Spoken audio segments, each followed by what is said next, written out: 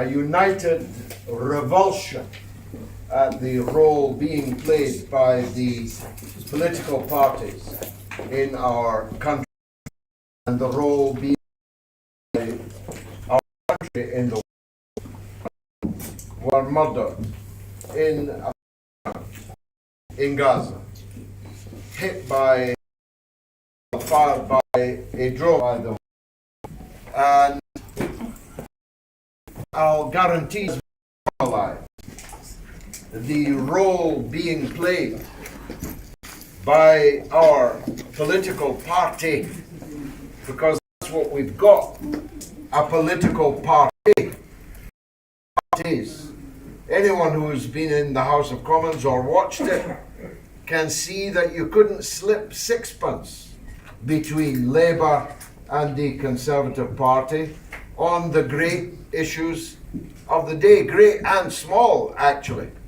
I've just come from another display of bipartisan government on the rather trivial but nonetheless interesting law that was passed today, or given its second reading today. If any of you are shopkeepers, let me be the first to break the news to you that you will soon have to agree to sell tobacco to a 35-year-old man, but refuse to sell tobacco to a 34-year-old man, who will not be allowed to buy tobacco. Even though tobacco is legal for a 35-year-old, it will be illegal for a 34-year-old. The man will not be prosecuted, the shopkeeper will be prosecuted. They've carefully avoided losing votes by prosecuting the individuals and put that on the individual shopkeeper, supported with absolute unanimity between the government and the so-called opposition. But yesterday was a far more important display of this uni-party, these two cheeks of the same backside that I speak about. One of my most famous sayings, actually, because it's so true and so obvious. Yesterday in the House of Commons, the Prime Minister, having told us, by the way, he had to hurry up because he had booked a telephone call with Netanyahu, only to discover that Netanyahu was too busy to talk to him on the phone. That's how much respect the Israeli state has for Rishi Sunak, for Britain, whose pilots were in the air defending Israel just 48 hours or so previously. But Sunak made an entire parliamentary statement in which he did not once refer to the fact that the reason for the Iranian attack on Israel at the weekend was that Israel had destroyed their embassy in Damascus 2 weeks before. I could hardly believe my ears. He wasn't even going to mention it at all. In fact, as I pointed out, not only did he not mention it, Keir Starmer didn't mention it. They were both there for a concert party of condemnation of Iran without even mentioning the crime under international law that Israel had committed on the 1st of April. In fact, again, as I said yesterday in the House, Kay Burley of Sky News was, up till then, the only person who had raised this matter. But they were there in their massed ranks. Hundreds of Tory MPs, hundreds of Labour MPs, all hearing in absolute defiance of two things. First of all, the truth, namely that this had all been caused by Israel bombing a sovereign country's embassy in a third country's capital, But secondly, in absolute defiance of the fact that literally millions of people in this country completely reject Britain's support for the slaughter in Palestine. It's like we don't exist. And for them, we don't exist. But we will exist on the 2nd of May because we've all got a vote. We will exist in the general election, which in my view will come very swiftly after it. We will exist then if we want to, if we decide to. You see, if we decide to go along with them and say, you've ignored us, defied us, carried on your role in the mass murder in Gaza, but we're going to vote for you anyway, well, we deserve what we get. This is a democracy. You get the government you vote for. And if that government turns out to be a gang of crooks who've sold their soul and are taking the lives of scores of thousands of children. It's very important to remember that 71% of the people killed in Gaza were either women or children. If you vote for that, if you vote to reward the political parties who did that, what does that say about you? What would that say about us as a country? I think there are religious people here. How would you answer that on the Judgment Day? Yeah. We know what they did. Yeah. We saw what they did.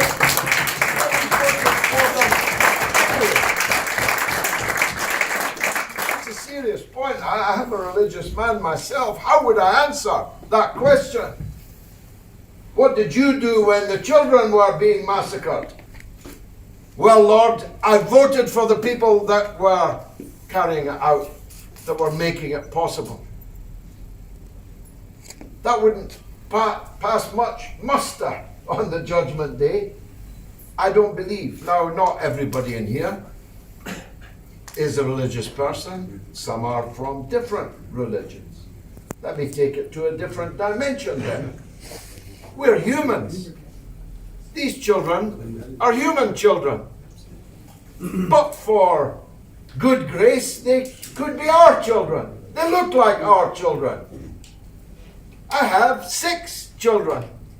Every time I look at my children, I see the children that I've just been watching on my phone dead, mutilated.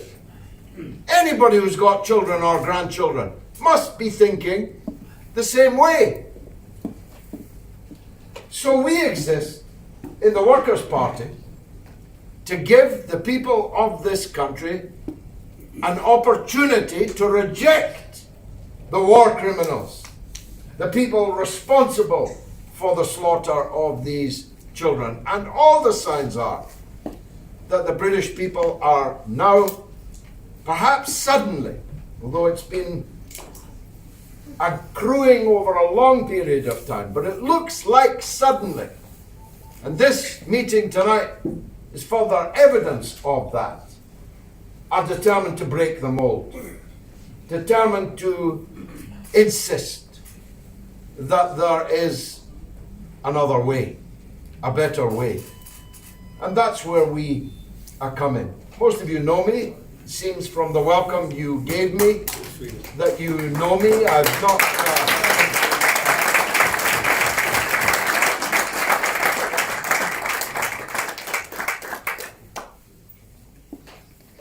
I've not just arrived. I've been around a long time. I have a track record. I've opposed all the crimes, all the wars. I've opposed the racists, the people who want to scapegoat migrant communities, ethnic minorities, for the problems of the capitalist system and its imperialist superstructure. I've done all that. I didn't arrive yesterday. You know the political record that I have. And this is the party that I lead. We're not only interested in foreign affairs. As a matter of fact, we wish we didn't have to be interested in foreign affairs at all. We'd rather be talking about the poverty stalking the land, the poverty of our public services, the poverty of our public housing and its shortage, the poverty of our National Health Service, where literally millions of people are on waiting lists and dying on those waiting lists, are waiting at A&E sometimes for 24 hours and more, sometimes dying in A&E. We'd love to be talking about the miserable level, standard of living of millions of our people, about the 7 million of our children in one of the rich countries of the world, living officially under the poverty line. We'd love to be talking about how both Labour and the Conservatives, I'm not even going to mention the Liberal Democrats, they're not even a cheek of that backside that I speak about. We'd love to be talking about all these things. And we do. We have a manifesto for the general election. We are fighting up and down the country in crucial local election contests. We are the people who stand for decent, honest politics, cleaning out the dens of iniquity that so many of our town halls have become, where the councillors feather their own nests, fill their own boots. We are the people who say that Britain deserves better than this. We don't hate Britain. We have no choice but to be here. We are British. We can't live in an imaginary country or in an imaginary time. We're not like some on the left, always running down our own country. We believe in our people. We believe we can get out of this. We believe we can and should do better than this. But while there's a genocide going on, it's difficult to find bandwidth for anything else. It's difficult when your country is fully supporting a genocide. Sunak said yesterday, when someone asked him about the decision of the International Court of Justice, the highest court in the world, he said that that court action was not helpful. Imagine if you were up before the High Court. The Director of Public Prosecutions brought you for trial, and you told the judge, this is not helpful, this case, you know. What kind of defense is that? The highest court in the world has sent Israel for trial on charges of genocide, has decided already that there is a case to answer, and that Israel must cease and desist all the things that make it plausibly, their word, guilty of genocide. Israel didn't even reply to the letter. They were given 30 days to implement the court's judgment. They didn't even reply to the letter. They treat international justice, the United Nations, with exactly the contempt they showed Sunak on the telephone yesterday. Sorry, the Prime Minister is too busy to speak to you. That's the place we're in.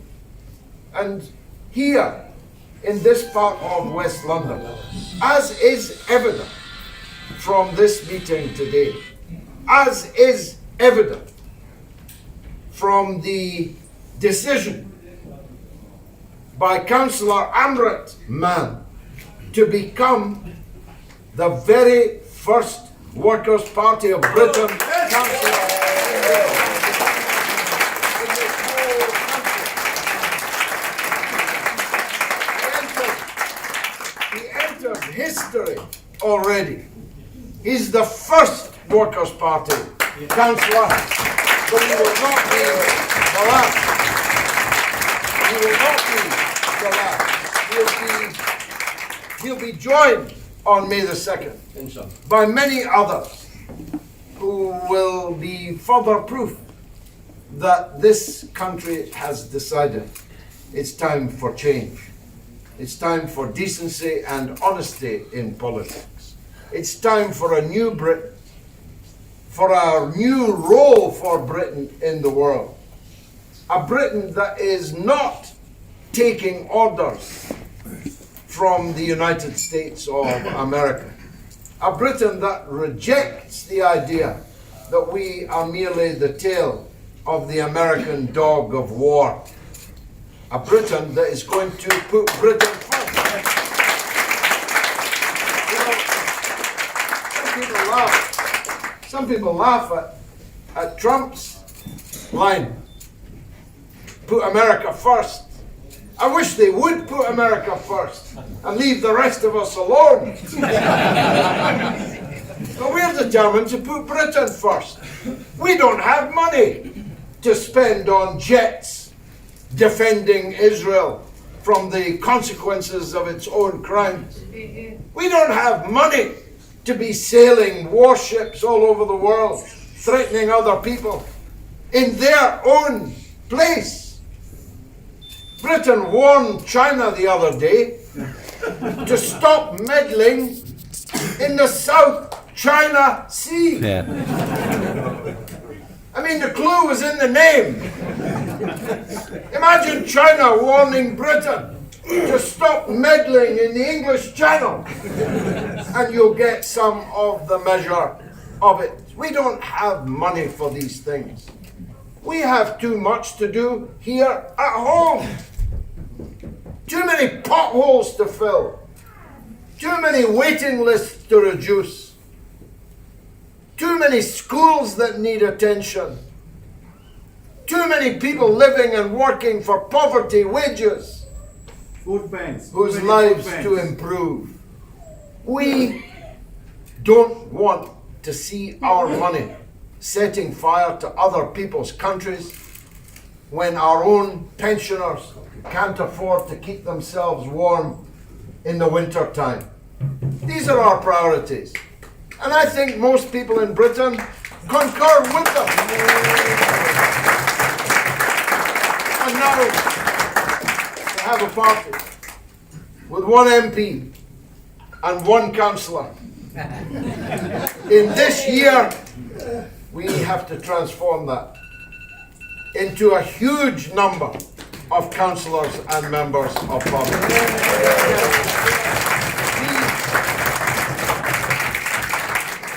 That can be a part of a hung parliament, because we're running hundreds of MP candidates, maybe 500, maybe more.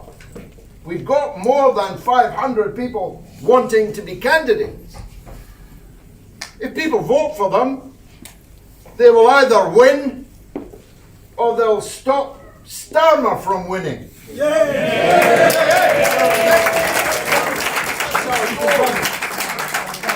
That's our goal. Let's get a hung parliament.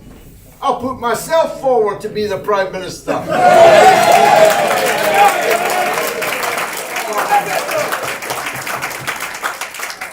Now we'll be announcing the candidates and their constituencies right after the local elections on the 2nd of May.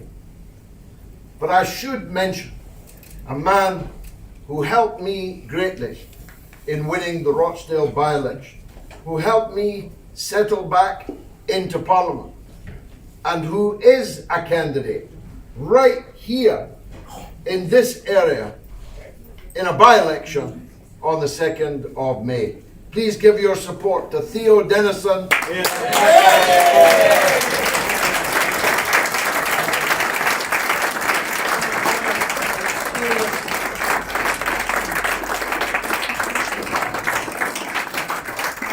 the right man, but he's blushing. So he looks red at the moment. He's a very experienced councillor. Oh, yes. Not just here in this great city of London, but also up where I am in Lancashire. And so the people in his ward will be well served by voting for him, by supporting him. And if they do, they'll give us a second councillor, both of them here in the same local authority.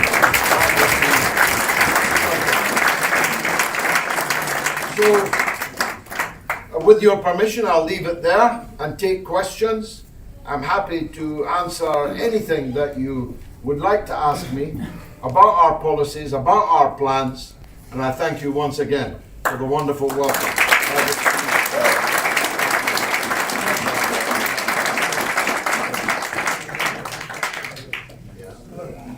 Are there any questions? If so, hands up. Anybody with a question or comment? Yes. Aha, there are a few. Let's start with this gentleman here. Yes, sir. Why are you going to field a candidate in Hayes and Harlington to confront John McDonnell? John McDonnell is a friend of Palestine ever since we know him.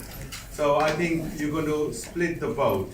Might as well leave John alone, but everywhere else as well. And I think that is on your list of independent candidates. That please add on a prospective parliamentary candidate, Sami Habib. Sami Habib was born in Gaza. He is going to stand against Genocide James in North Ealing. So please don't share the opposition votes by putting one of your workers' party there. Speak to Sami and then discuss that. But otherwise, we're going to defeat the purpose. Can I give you the good news then? That Sami Habib is the Workers' Party candidate.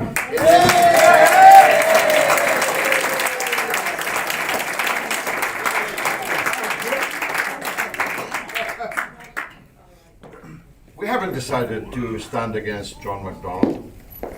But here's the problem.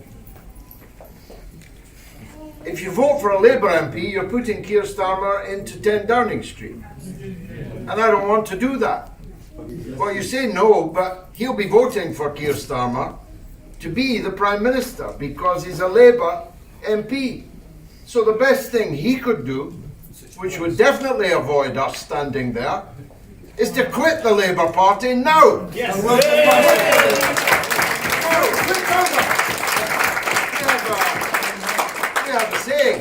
We have a saying. Judge yourself before you are judged. And he should do that, should have done that when the disaster of Keir Starmer became all too clear, all too visible. As I said, we'll announce what we're doing right after the local elections. So you got half of what you asked for. Sami Habib is our candidate in the general election.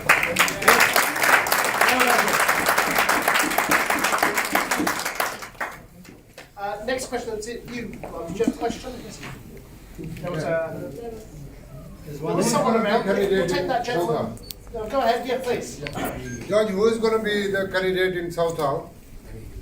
Well, as I say, we'll tell you everything after the 2nd of May. But if you've got any suggestions, please make them. We have some people here sitting. We've got these two tables here are all our candidates. That's why they look so splendid, all of them. Suits and boots. Wonderful. These are all our candidates. But the exact placement of who's going where, if you'll forgive me, we'll keep till the 2nd of May. The gentleman there, then this gentleman. Yeah. George, have you any plan to stand from London rather than north side? Me, you mean? Yeah. No, I'm hopelessly devoted to Rochdale. It put me back in Parliament, and by a landslide majority, and I would never leave them, never ever leave them. Besides,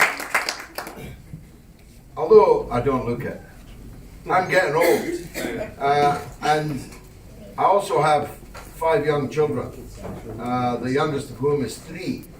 So I can't keep going on and on and on. 5 more years.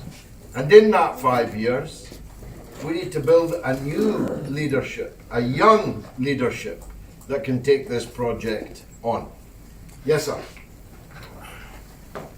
Me? Brother George, firstly, welcome, Councillor. Thank you. It's an absolute pleasure having you here. Thank you. The question I was going to come to, first I was going to ask, is that if you can mention this to our people, our youngsters, that the vote is more powerful than what we post on social media, although both things are. That's that. But secondly, in your opinion, how many people will we have next year in the House of Parliament? In terms Well, it depends entirely on who votes for us. This kind of event this evening is an indication that there's a big movement, a very big movement. And I'm predicting to you a hung parliament, which means I'm predicting that between us and independents, there will be enough to deprive Keir Starmer of a majority. Of that, I'm sure. I studied local election, by-election results very closely, and none of them, 0 of them, show anything remotely resembling the national opinion polls. Because, you know, Bill Shankly, the great Liverpool manager, somebody said to him once, on paper, Liverpool should win this. He said, unfortunately, football's not played on paper. It's played on grass. And elections are played on the streets of individual places. And the outcome is not likely to be the same as the national opinion polls show, based on those by-election results where, well, last Thursday, Labour came 7th in one seat and 5th in the other seat. They came 6th against me in the by-election. So the truth is, Labour is unpopular. It's only just marginally less unpopular than Rishi Sunak and the Conservatives. But all the evidence is, if you get a viable alternative, like AMRIT, for example, when you've got a viable alternative, then people go for it. They've got to be viable, they've got to look the part, they've got to seem as if they could do that job. And when you look at today's House of Commons, how good do you need to be? I mean, I was looking at them today. I sat through hours of this tobacco bill today. And mainly just to see the quality or lack of it that was on display. You know, I first entered Parliament 37 years ago. At that time, there were 100 men and women of all parties that would make you turn your head in the library corridor if they went past you. That you would stay in your place if they rose to speak, because you'd want to hear what it was they were going to say, and you could not anticipate what it was that they were going to say. I'm afraid the Parliament, well, you know, Greta Garbo, somebody said to Greta Garbo, you used to be big in pictures. She said, I'm still big, it's the pictures that got small. And that's how I feel in today's House of Commons. I'm just whatever I ever was, but the rest are, well, small. But you have a spine. Yeah, I do. I'm also responsible for the saying, a spine ran along the benches of the House of Commons looking for a spine to run up. You don't find many. Yes. Hi. John, I'm a massive fan of yours, and I was just wondering, I'm from East London, so actually not Welcome.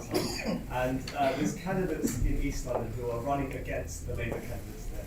They're independent, but I'm just thinking we should like get as many of those guys who probably don't even know about the Workers' Party into the Workers' Party. Yeah, we do. We're here. Oh, you are? Okay. You got competition now. Just taking the words right out of my mouth. This man is the next Member of Parliament for Bethnal Green. Yes.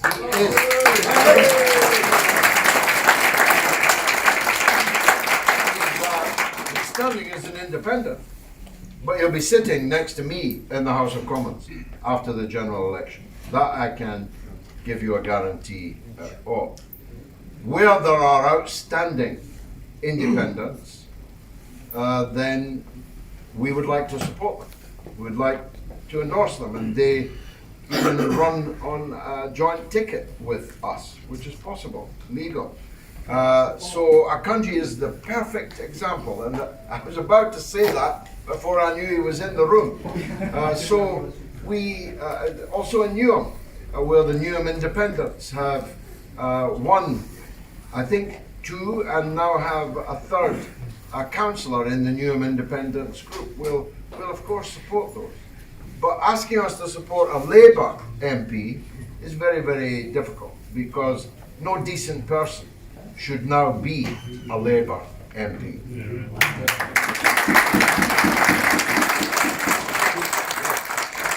Yes, ma'am. Thanks very much. Assalamu alaikum, George. Alaikum salam. My name's Afia. I'm from Hounslow, Votes for Palestine. I was born at West Middlesex Hospital, lived in Cranford, which is a stone's throw away from where we are today. And growing up in the 80s during the Intifada years, that was a comment I couldn't get away with, right? Because we were silenced, but we were silenced by the establishment, you know, schools, universities. What we're finding now is the biggest obstacle in Hounslow is we have all of that to deal with. But in addition to that, our own community leaders, who should be supporting Gaza and Palestine, seem to be not wanting to engage, wanting to platform the Labour MPs and Labour councillors in the borough. So it's really a question to you. How do we overcome the factionalism for Gaza and for Palestine within our own community?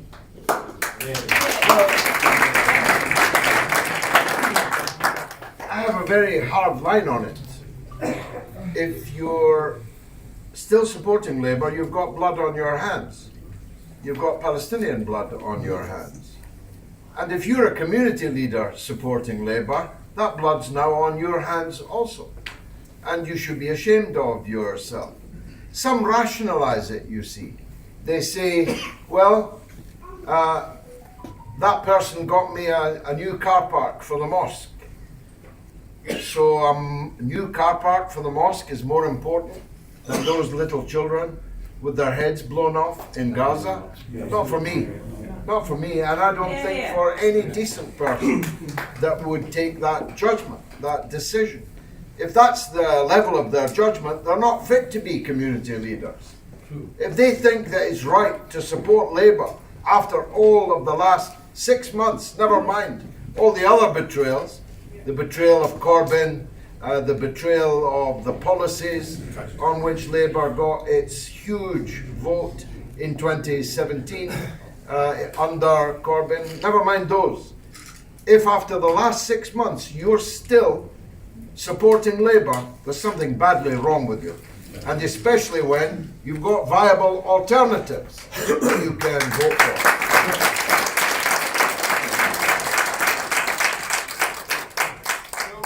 A couple more, and then George will work his way around the room, okay? So we'll take this gentleman here, because you've been waiting, and we'll take another. Hi George, I have a question. Do we have any chance to have a coalition with Jeremy Corbyn in the next general election? Yeah, I was sitting next to Jeremy Corbyn for 2 hours yesterday. You may have seen the pictures on the television. We talk all the time. It's not for me to announce his plans, but I think it's fairly widely known that he doesn't intend to do anything before the general election. He intends to run for his own seat only and to be re-elected. And of course we'll support him. He's not a Labour MP. He will not be a Labour candidate. And we will, of course, support him. And we hope to cooperate with him. He'll be sitting next to Akanji and me, and many others, I hope, including several in this room tonight. So there are no differences, no political differences of any great importance at all. It's purely Jeremy's wish to run as low profile as he can, an independent campaign in Islington North. And of course, we wish him well. Thank you. We'll take one from the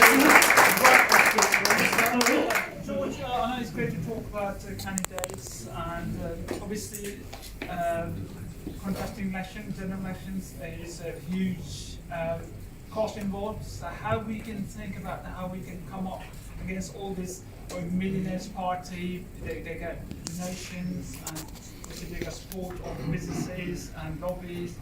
How we can, it's great to have all these people sitting here who want to use the party platform to contest elections, but in reality we need a lot of resources, obviously financially, and volunteers and all that machinery which can work throughout the elections to make sure that we turn all this into a great success.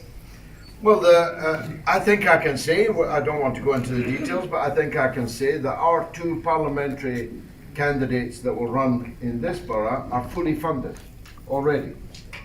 There's a limit to what you can spend in a general election, thank God. Otherwise, the millionaire parties would be able to outspend us. But they can't outspend us in a parliamentary election. And I can say to you that the two seats here are fully funded already. We'll not be asking you for money. We'll be asking you for activity. We'll be asking you for activism, asking you to get others to vote for our candidates in this. But money will not be an object or an issue in this borough. It may be in others. But you know, Hillary Clinton spent over $1.25 billion to become the president of the United States. I don't think she succeeded. Money is not everything.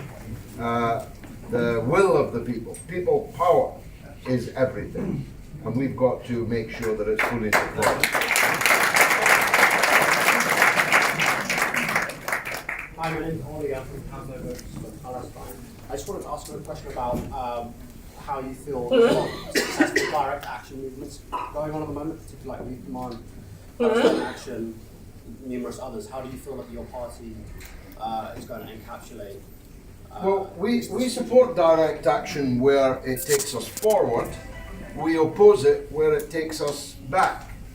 So, for example, the direct action against weapons companies that are killing Palestinian kids, we fully support. Direct action gluing yourself to an underground carriage in the East End of London, making it impossible for the workers to get to their work, we oppose. Because that merely makes people hate us. And we're in the business of trying to get people to love us and to love what we stand for. So direct action, where it's helpful to the cause, yes. Where it takes us backwards, no. We'll take just two more. Gentlemen here. Hello, George. Glad to be here tonight. I've got one question. I came across the Workers' Party very late, only last year. And when I went through the manifesto, I decided that everything there I can't find fault with, so that's the party for me. So I put myself forward, hopefully to be MP candidate for Ilford South. I took the view that if David Blunkett can do it, then why not me? Yeah. So what I'd like to know is what advice do you have for people like me who are very new to politics? How can we get the campaign going? What do you advise?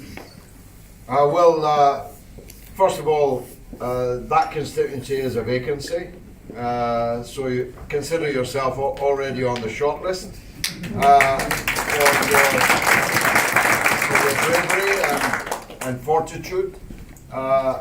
Ilford North is a different kettle of fish. There are other people in the frame there. We're having talks with them soon, and we'll make a judgment on that. When you've got more than 500 applicants and they're all ready to meet their own election expenses, which is a condition, you can stand everywhere, more or less. You can stand everywhere except the Highlands and Islands of Scotland, and the wilds of North Wales, certainly in every urban seat, we hope to have a candidate. Those candidates can be you, will be you. If you put yourself forward, if you make your case, if you're persuasive, if you show that you've got the drive, the ambition, the talent to do the job, that could be you. Now, we're not only into elections, by the way. We believe in building a mass movement in this country. Elections in this year are our biggest priority because it's one long year of elections. But we believe in popular power. We believe in community power, of building up bases in every community that will make it possible for our elected members to fulfill their promises and make it impossible for those we haven't yet removed to continue their crimes against the people without a punishment. I'll give you an example. In my own constituency of Rochdale, it's not possible to be born in Rochdale unless in a taxi on the way to Oldham, because they took the maternity services away. It's not possible to die in Rochdale because they took the A&E away. We've got a hospital which is virtually empty of the vital services that people need. And when I asked, how did this happen? Because it happened before my time, obviously. The answer was that people went along with it. There was no opposition to it. Now, can you imagine if somebody came forward now, when I'm the MP, proposing to commit these crimes against the people? I'd have the whole town on the streets opposing it. They wouldn't dare do it. That's what I mean by popular power. Elections come and go. But in order to make meaningful change in this country, we're going to have millions of people behind us and behind our elected members. That's the only way.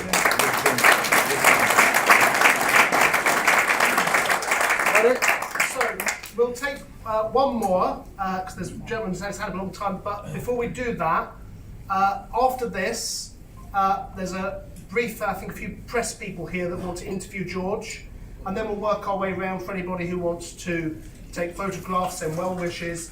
This gentleman just has one announcement to make about the London branch. Do you want to go ahead, sir?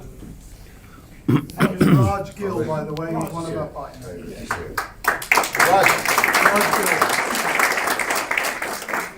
I think everyone here heard inspirational speech by George.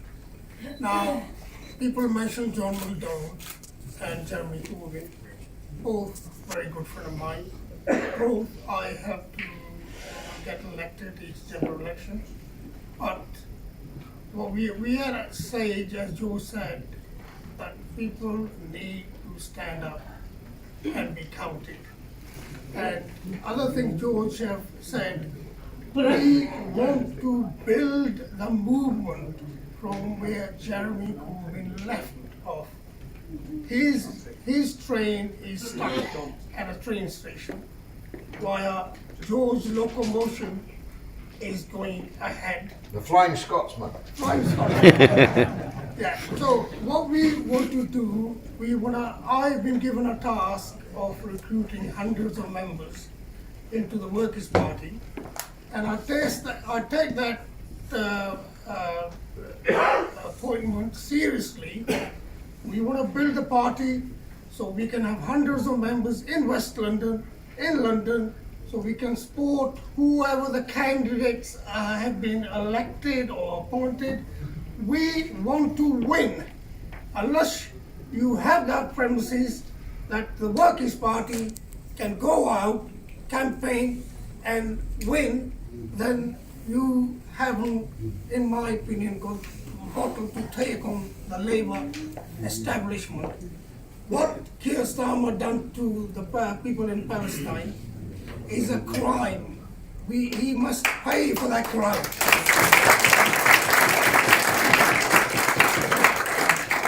Whatever the community party I'm a Sikh, and Amrit is also a Sikh. And we got people of Muslim faith, we got people Hindu faith, we got other faiths.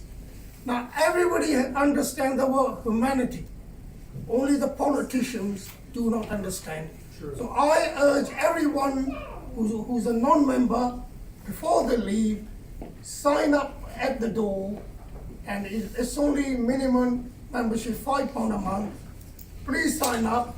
We are gonna work on organizing campaign recruitment teams in each area. We have to build, we have to support Amrit, we have to support other candidates. The only way we're gonna do it, if every one of you become a member.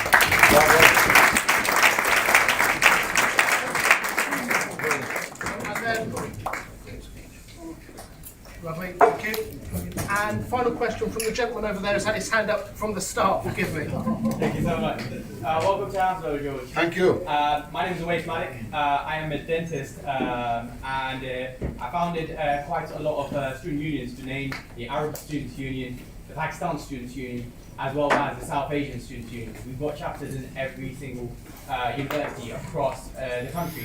My question is very much three parts, right? Your point 4 covers about education, right? So my question to you is, what are we doing about the tuition fees, which have tripled 10 years ago, right? And that have led to a high number of people that are graduating now in thousands, and I'm talking about hundreds of thousands of debt, right? Second point is, what are we doing with those people that have graduated and have that debt, right? And my third point is, how can we as a student union help you out throughout the country and not just a borough where my brother is standing up in?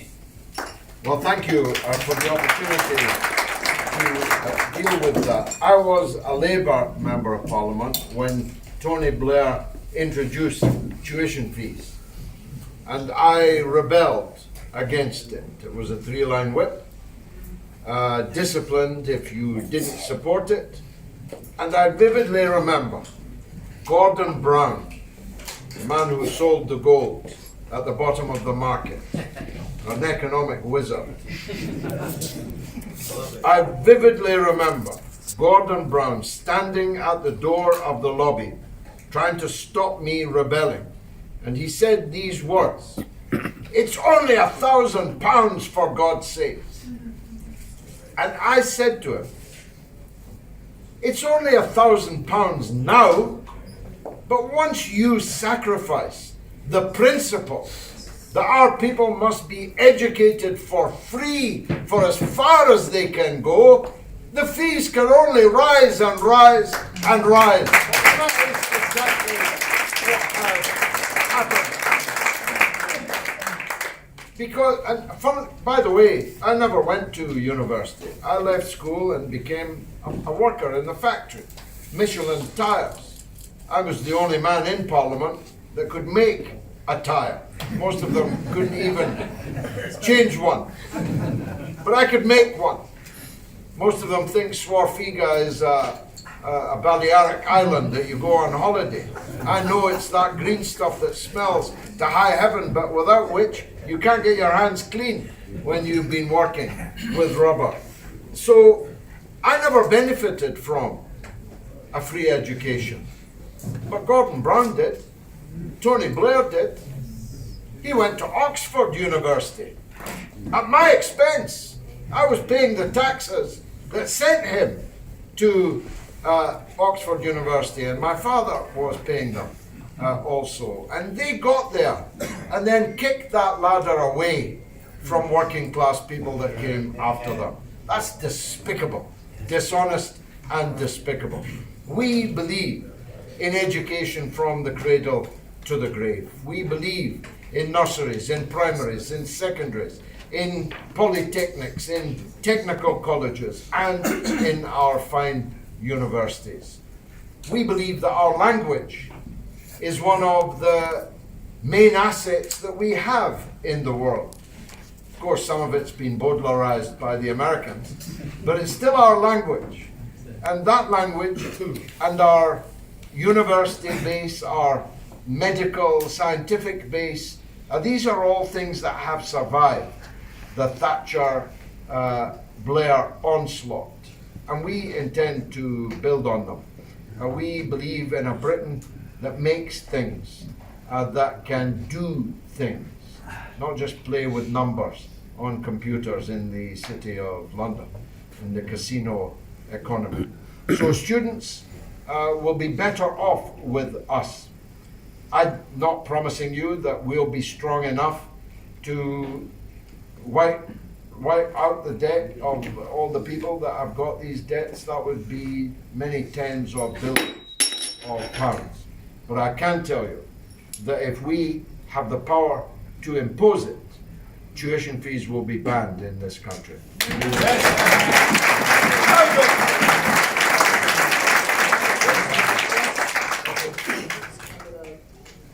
Enjoy your chat amongst yourself. I'm going to do some press work now, if you'll forgive me. Thank you very much indeed.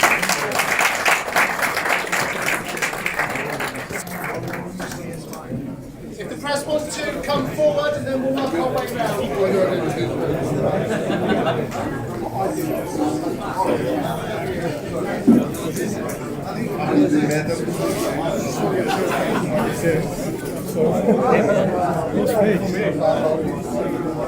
Hey there, bruv.